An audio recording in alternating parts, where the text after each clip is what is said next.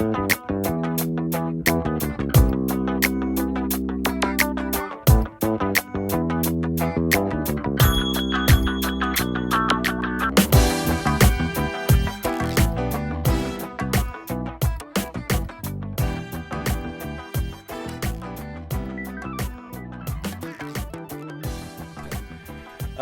to Rick's Corner. I have a guest today by the name of Pete Koch, that you've seen probably a million times. We've been friends for a long time on Facebook. We never really met face to face. True. But we finally did. And we're going to talk. We're going to talk about his career, what he's doing in the past, what he's doing now, and how he's evolved in his career, what he does. And I think there's a lot of interesting things to talk about. Pete, it's really good to have you here. And we were talking about how you started your career with football. Yeah. Tell me just a little bit about that. I'm from New York originally and attended the University of Maryland on an athletic scholarship. Mm-hmm. And to give you a sort of a historical perspective, I came out of Maryland the same year as Boomer Esiason, right? Okay. So most folks who follow football see Boomer doing the broadcasting all the time. Yeah. But he was the quarterback of our ACC championship team.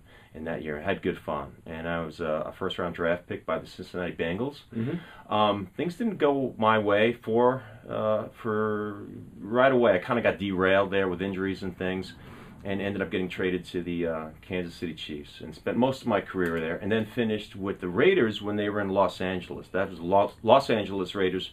And some of my teammates there were Marcus Allen and Howie Long and Willie Gault. It's a good team. Yeah, all good names. What year was that? That was 1989. I finished with the Raiders. Did you have a lot of injuries from football? I did. I began accumulating injuries, unfortunately, right away. And I broke my ankle my first year in the league. And I had three orthopedic surgeries in the span of the 6 years. And then I've had three football-related orthopedic surgeries in the years since. Damn, it sounds like wrestling to me. We've all been through that thing before. Yeah. You were obviously working out with weights with football. What was your body weight at that time? You know, in the NFL, I found the best weight for me was about 275. Okay, what are you now? About 250. You look good. Thanks. You look lean and hard. Trying. Yeah, I know. It's good to stay. I think as you get older, not that you're older, not as old as me for sure, it's still better to stay healthy if you stay a little bit leaner. I don't think the size and the bulk's really important anymore. You know, I think it's important, Rick. I do, and I've given it a lot of thought. You know, as a certified strength and conditioning coach and a personal trainer over the years, I take it, you know, personally to keep myself in condition. Sure. And I've experimented with a lot of different ways. Yeah. As you know, as an athlete, right? So there's a bodybuilder approach to training, right? And I think a lot of your audience is really hip to that. Yeah. You know, sort of, we might say it's trying to optimize or maximize our hypertrophy. Yeah. Get as muscular as we can. However, as we get older, I think that's part of it. I think it's part of the equation, but I think there's more to it than that. Such as? Well, I think we need to cross-train. I do. I'm a certified CrossFit coach, and I owned a CrossFit gym for a time.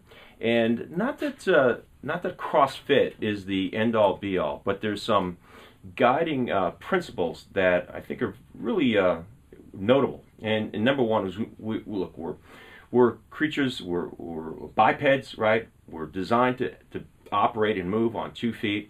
And the quality of our existence is going to be directly, you know, attached to how well we move. So running and mobility are really important. CrossFit has much of its base in gymnastics. Mm-hmm. A guy my size or your size, we're no good at gymnastics naturally, but just to be thinking about moving in an athletic gymnastics way, it's just quite good. You know, I agree with you on that for sure, because when I was wrestling, and I was wrestling 6 nights a week and training for bodybuilding in the morning, it lends a different type of thing to my body by running and moving and tumbling and working and doing all the stuff in the ring that we do. It was just like gymnastics. Sure is. There were injuries involved. There were days that you go to the gym and everything hurts. But, I don't know, overall, physical shape was great. It worked well together. You know, that's such a great, that you point that out. It really resonates with me, right? To see the beautiful athleticism that we see in professional wrestling. For big guys. For big guys, and it's commendable. And it doesn't come easily. No doubt a great deal of rehearsal and practice goes into that. But I think in the long run, you're looking at a very well-rounded athlete. Totally. And some of the guys don't look like they're in shape, but they're in shape. I remember when I started, I had a friend of mine. You know Jack Armstrong? No, know the name. He comes to the gym. He's wrestled for years. he always used to say the guy's in ring shape. He's not in good physical shape when you look at him, but he's in ring shape. He could spend an hour out there and never get breathless at all, which is true. That's what was all part of it. So then, did you go into bodybuilding from there? Well, bodybuilding was just a hobby for me. Never competed. I was influenced on body like so many people when I was young, reading the magazines in the late '70s. So, and it was originally for me was Dave Draper. Well, that was the first guy that caught my attention. I spoke to his wife yesterday. Wow, that's exciting for me to You hear. actually kind of remind me of him. He's just an awesome guy. And he's living it, right? The lifestyle. He's maintained it. He's had some issues with health. I wanted to do an interview with him. I talked to his wife yesterday. She says, Dave, he's become more of a recluse. He won't talk to anybody anymore. Sorry to hear He's that. always been like that. If you know him, I saw him at a couple of things at Joe Gold's gym when somebody died. We talked for a long time. But he doesn't like to, he's not outgoing that way. I met him once, and one of those moments that you remember, and it was years ago, and I was in the Weeder building in Woodland Hills, and my great mentor worked there for years, and that was Dr. Fred Hatfield, Dr. Squat. And I was visiting with Fred for lunch, and I was in the lobby, and there was Dave Draper, so I had to say hey and had a nice conversation. He's an awesome guy.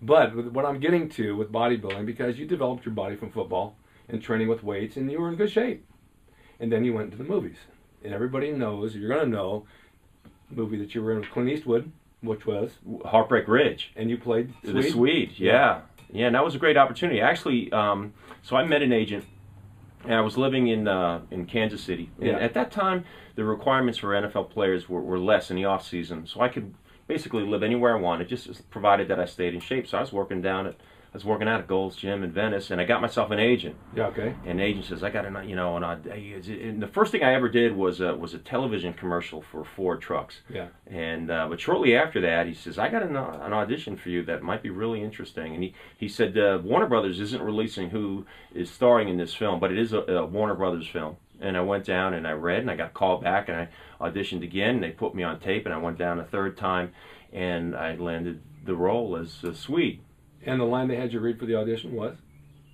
I'm going to rip your head off and shit down your neck. That's right. A notable line that goes down in history. And then he got the role and he did it.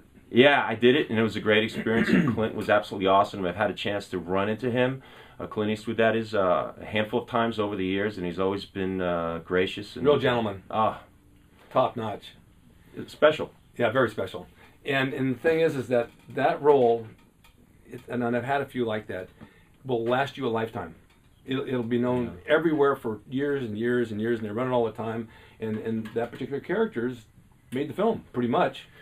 Well, I appreciate that, and I always felt a little bit over the years a sense of responsibility, because I've had so many people reach out to me either through my website or Facebook or even handwritten letters where they say, I joined the Marine Corps because of you, because of what I saw on the screen, the Swede in Heartbreak Ridge, and I think, gosh, I wonder how many guys that didn't take a minute to reach out to me did, and then... Boy, is that true. Yeah. Because the same thing with the show. I get so many emails there, more and more as time goes on. But there's all those that think it and they don't write in. And I mentioned to someone else in the gym today, you're going to be on the show. And he said, oh my God, I remember I saw that movie so many times. He inspired me through everything. So there's a lot of people that you've inspired that you don't know.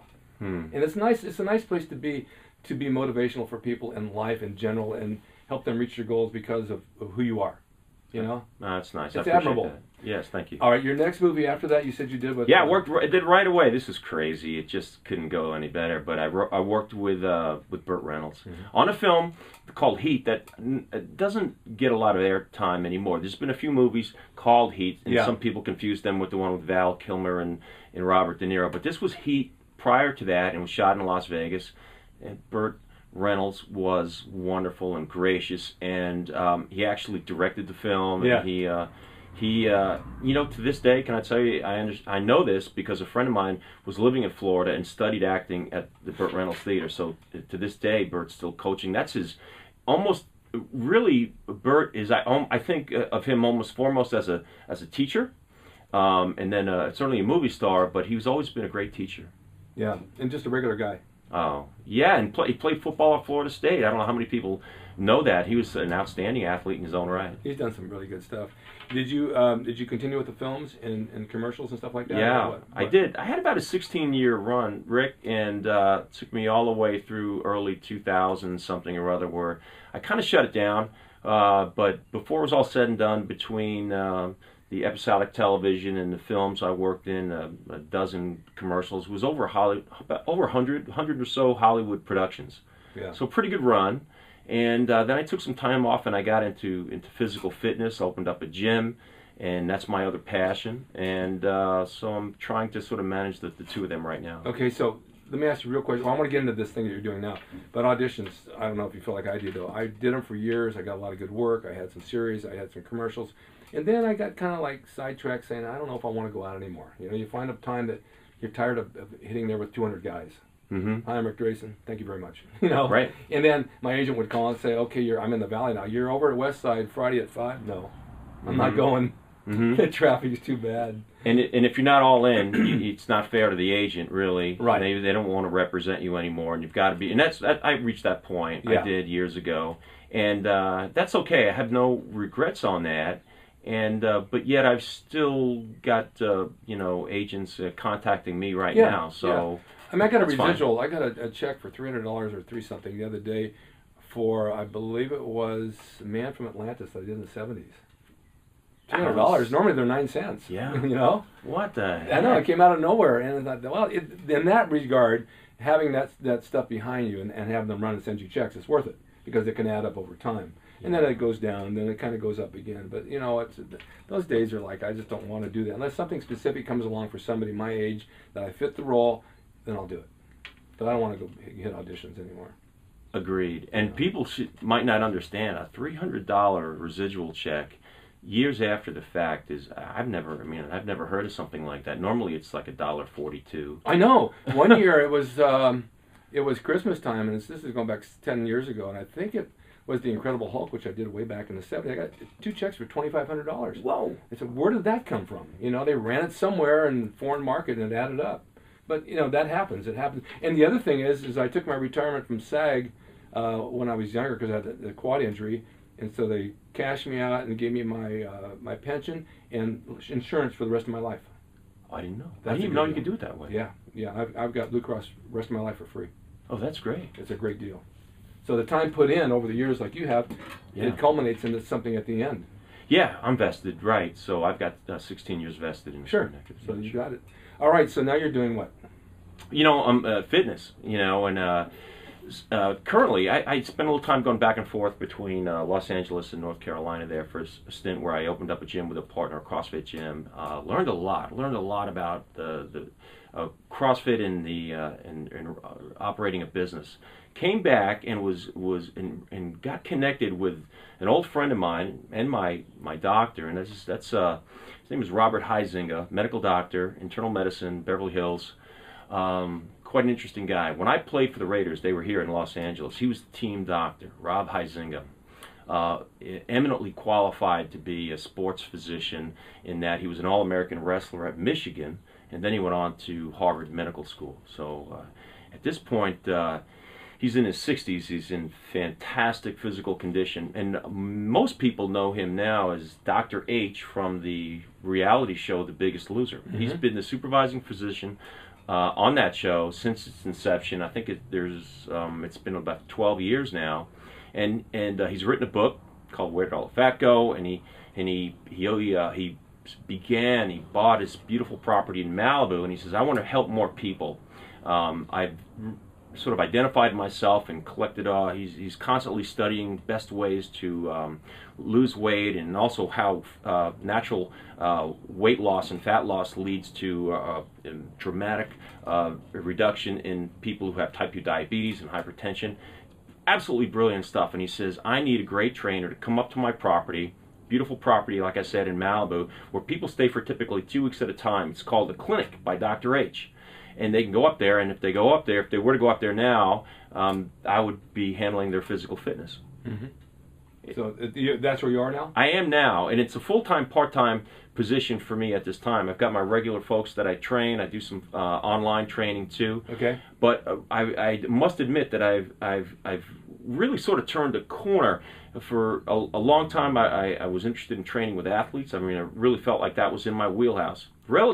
Looking back on it, it's relatively easy to do. You've got people that are genetically blessed, and they're already hyper driven. Right. Then I started training actors like Benicio del Toro and Tobey Maguire and others. A little bit more challenging in a different way. Something we call picture prep. Yeah. Preparing that actor for the picture that they had coming. Right. Continue to work with some great people that way, and that's a great challenge. Then, but you know where the rubber meets the road as we all get a little bit older and realize our mortality is how can I help people that physical fitness isn't about looking better in a t-shirt, it's a matter of life and death. Oh, of course, yeah. Totally. Looking good in a t-shirt isn't the answer to it. Doesn't mean you're healthy. It sure doesn't. No, it's like a custom car at the Friday night show at Bob's Big Boy. Those are beautiful cars, but there's no engine in some of them. You know, it's not really running, but it looks good on the outside. So if somebody wanted to contact you to train them now, do you have time to do that? Yeah, I do. It just depends on what their schedule and what they're looking for. But if I can, it's PeteKoch.com. Okay, yeah, I want to get hold of me. Yeah. And you go to their place, or you take them down to Gold's Venice, or where do you go with it? And that's the kind of options that we can work out. Okay. Yeah. So you're flexible for that kind of stuff. I am. You're on PeteKoch.com. You're on Facebook, of course. Yeah. And you have a Twitter? I do. Pete Koch. That's it. Petekoch. That's easy. Yeah. Well, I think this is awesome. I want to run some of your photos along with this interview, which you guys will see. And Pete's a wonderful guy, and if you needed someone who really knows his stuff, this is the guy. He'll get you where you want to be. I believe this 100%. Thanks, Rick. And I want to thank you for being here. My pleasure. Thank you. Stay tuned for more Rick's Corners. We're going to have more, and maybe Pete will come back with some other ideas for you, and we'll wrap it up from there. Thanks again.